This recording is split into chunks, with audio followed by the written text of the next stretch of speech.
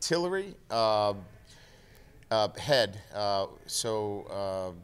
In our concussion protocol from Tuesday when we went live, um, he led with his helmet instead of his hands. I think he's, let's see, so 4 days into the concussion protocol. If things continue to progress the right way, he'll be back at practice on Tuesday.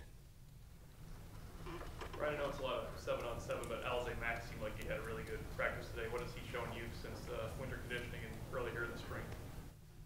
He's been more consistent. You know, obviously what plagued him last year was inconsistencies, right? Everything that he did was inconsistent. So he's been more consistent. Haven't seen him on many lists. So, you know, from a trait standpoint, you know, he lost the opportunity to play in bowl game, and all of that was based upon, you know, understanding how important it is to do all the things the right way all the time. So, you know, I'm happy for him that he's showing some consistency in what he does. You know, the jury's still out there. You know, he's still got a ways to go. The presence of a guy like Cole Kmet kind of help? Or is it not really related to as much competition on the field? Well, clearly that competition exists, right? I think we all see that. But I think that when we're talking about what Alize needed to do, he needed to do that himself, and kind of square away things, both on the field and off the field. Cole certainly creates a competitive situation there, which, you know, it's his job to motivate himself, right? But I would think that that's pretty motivating to watch that guy and what he does. Brian, what has Trevor Ruland done to put himself in a position to compete for a starting spot? Knowledge. He's got a good sense of the position, body awareness in terms of how to leverage. He just has a lot of the traits that, you know, allow him to make up for maybe some of the things that some of the other guys have in terms of size and strength. Not that he's not strong and not that he's not a big kid. He's 295 pounds, but he's a really good technician and he's really smart. So he makes up for some of those things as an offensive lineman. And, you know, I mean, I know everything's a competition, everything's open. How close is he coming to securing a spot there? No, I don't think I wouldn't use secure. I would use that he is definitely in the mix to see playing time. But I don't know that. I think we're going to play a number of guys in there. I think you're going to see Josh Lugg play there. And then, you know, we still think that we've got to get, you know, Kramer and Eichenberg and Hainsey on the field as well. So, you know, there's 5 guys right there that are going to be playing in some fashion. But I would be hesitant to think that he's, you know, secured anything at this point. Having rotated those 2 guys at right tackle last year, I assume that agreed with you, and that's something you want to continue doing as you move forward, if you can, of course. Yeah, so I think what we have to establish, and this is pretty much the goal for Jeff and Chip, is that I want to know where we are when we leave the spring as to who can play what positions. You know, who's going to be the next left tackle? Is there a starting left tackle or right tackle? Does Liam now go over next week and start playing some left tackle? So I think we're still in flux there, that we know who our guys are, but it's like fitting them into those pieces is more important now as we get into the second part of this, or the second third, if I could say that correctly. I think you had mentioned Drew Tranquil was listed on, I believe it was 85% of the captain's ballots. Yeah, he was. What has he done to earn that kind of respect among his teammates? Oh, he lives his life the right way. You know, sometimes one thing with Drew is sometimes he's hard to identify with. Here's an incredible student, graduates from our engineering program, an incredible workout partner in terms of what he does in the weight room, nutrition. I mean, he just does everything so well. So sometimes he's intimidating in a sense. Like, how can I be like Drew, right? He does everything so well. But he's really grown as a person and has reached out to our players to the point where they are identifying with his traits so much more so this year than maybe last year. And so I think that's why here's a guy doing all the little things right. And if you're not, he's going to pick up the slack for you. He's going to help you. And that's pretty strong leadership right there. Ryan, in a limited time that If you you could kind of just talk about his evolution from day one when he got here to where he is now, be it as a person, a player, both. Well, he came as under-recruited, if you will. You know, we kind of got in, we were, you know, we didn't offer him right away, you know, and I think he had a little bit of a chip on his shoulder coming in, wanted to prove everybody wrong.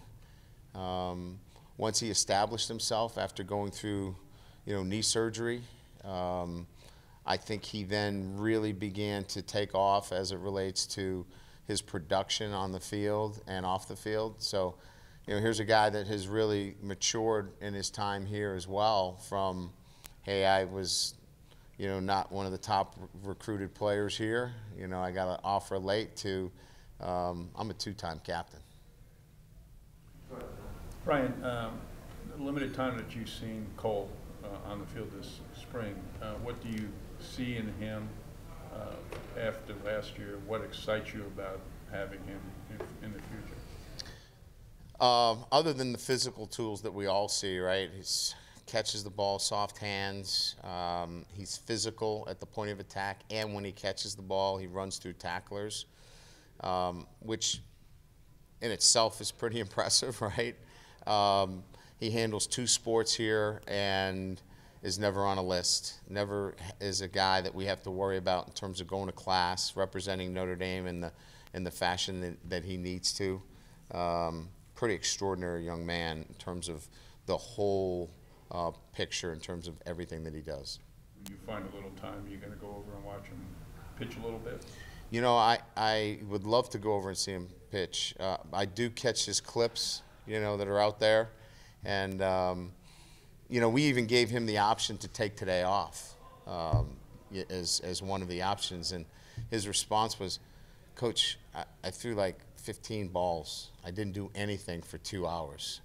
Of course I'm practicing. And that's just the kind of guy he is, right?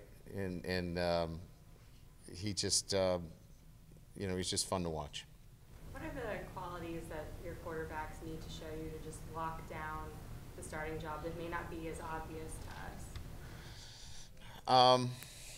I just think consistency in performance. We were, you know, obviously there was such inconsistent performance at that position. We were, you know, up and down. We didn't establish a consistent play at day in and day out. And so I think that's going to be the separator.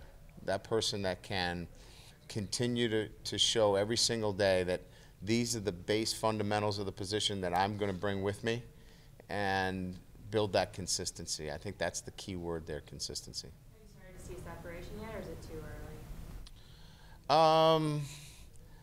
I don't know if I've seen separation as much as maybe I've seen, you know, Brandon show a lot more confidence. There's definitely a difference in the way he is performing at that position compared to last year. So if that continues to trend, you know, that puts us in a really good position at quarterback. What's an example of how he is showing you how he is different from last year? I'd say his drop is consistent, which allows him to get the ball out timely. He was late on a lot of throws last year, and consequently put himself in you know, bad positions. His accuracy is better, especially on some of the shorter throws. But I think if I would highlight one thing, he's cleaned up his footwork, which has given him a lot more confidence in getting the ball out on time. Ryan, other than the educational aspect of Tavon coming back, obviously he thought he could be a better player playing one more year of college. What's the next level for him look like, and are you seeing some of that this spring? Yeah, so there's a couple of layers there. The first one would be moving to the Mike linebacker position, which we think is a natural position for the next level for him. Secondly is certainly, and not one versus two, the academic piece in terms of getting his degree. But I think in a development standpoint, just overall, he was missing in action last spring. We didn't know where he was. I mean, he did not have a very good spring. And consequently, it put him behind in going into August, and, you know, he didn't come out as a starter until, I think, week 5. So what we wanted to do is really show how important it was for him to have a great spring. And he is somebody that is unmistakable now on the field.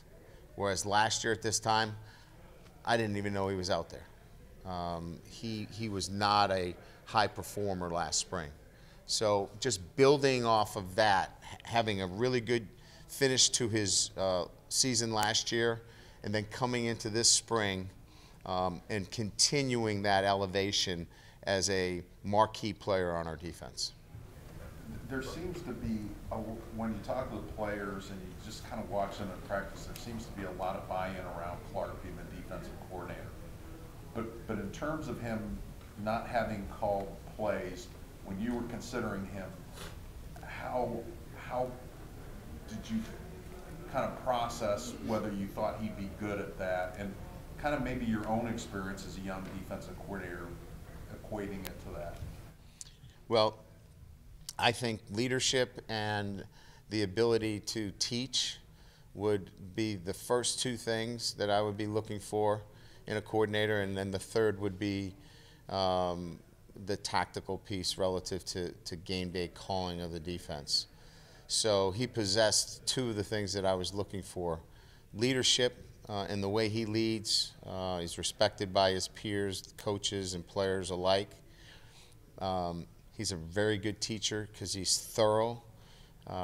He gets relationships with the players by just his interaction with them on a day-to-day basis. And we would support him because the third piece being the lack of calling a defense. He's been around the game long enough that I felt like that was the one piece, if there was a learning curve, that was less of an issue. If those players love to play for you and they're going to get after it for you and they know what they're doing, they're going to make up for a lot of bad calls. Was your own learning curve steep with that, or? Yeah, I think it was that I had a good relationship with the players, had a good knowledge base, and Clark has a great knowledge base of the defense. And I can remember early on just having guys that were going to make up for maybe some of my shortcomings. Brian, you mentioned something about special teams the other day about revamping that a little bit. Expand on sort of where you want that to go. I don't know if that was coverages or returns as a whole. Yeah, no, I don't know that revamping as much as we looked at how teams were, you know, in our punt, for example, how teams were defending our punt. You know, we went to a, you know, more of a pro-style punt with a man-fan side that's a little bit unconventional. And we were getting doubled at the gunner virtually, you know, most of the year. And I'd have to have the appetite to fake it a lot, you know, under those conditions. So we did a deeper dive in terms of, you know, what fits us best in punt. So we're making some tweaks there. Kickoff return, we just felt like we didn't get the production at that level that we feel like we can. So the returners are wide open there. We had some inconsistency at punt returner. We've recruited some guys that are pretty good at that position, and we think we have some others. So I think if I could be clearer, it would be there are a lot of jobs open. We're going to tweak some things based upon last year, and we just got to get a better result from the guy that's not a starter on any one of the units and give us more on special teams.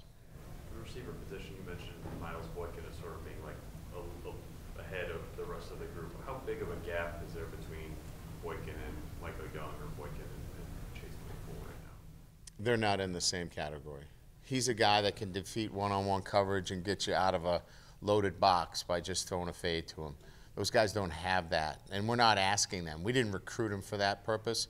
We recruited Miles for that, and he's giving it to us. So, you know, if you drop an eighth hat and you're going to leave him one-on-one into the boundary, you're going to have to deal with him going up and getting the football.